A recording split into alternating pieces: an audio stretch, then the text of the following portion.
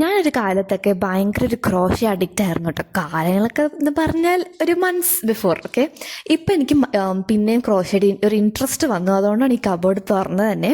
ഈ സാധനങ്ങളൊക്കെ ഞാൻ മോസ്റ്റ്ലി ബ്രോഡ്വേ നിന്നാണ് ഞാൻ മേടിച്ചത്.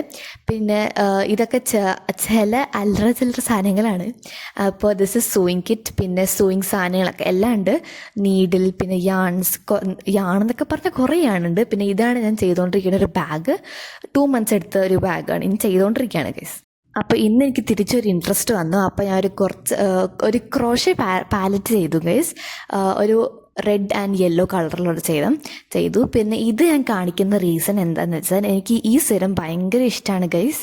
ഗിസോയുടെ ഒരു സിറമാണ്. ഇവിടെ തപ്പിയിട്ട് ഒരു കാര്യമില്ല ഗൈസ്. ആമസോണിൽ എവിടെ തപ്പിയിട്ട് ഒരു കാര്യമില്ല. ബിക്കോസ് ഇവിടെ ഒറിജിനൽ സാധനം കിട്ടില്ല, ദുബായിൽ മാത്രമേ കിട്ടത്തുള്ളൂ. അപ്പോൾ ഞാൻ ദുബായി പോയപ്പോൾ മേടിച്ചതാണ് ഗൈസ് ഇത്.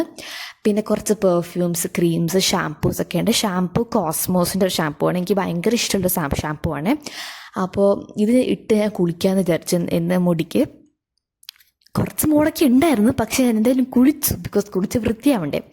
അപ്പോൾ ഞാൻ കുളിച്ചിട്ട് വന്ന് ഇതൊരു ട്രാൻസിഷൻ പോലെ എടുക്കാൻ ട്രൈ ചെയ്തതാണ് ഗൈസ്. അപ്പോൾ ഞാൻ പുറത്ത് പോവാണ്, വെസ്റ്റ് സൈഡിലോട്ട്.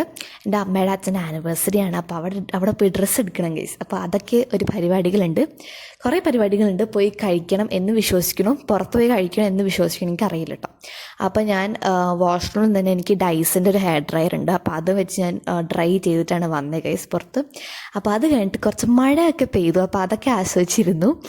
ആൻഡ് ഇന്നത്തെ വ്ളോഗ് അത്രയേ ഉള്ളൂ.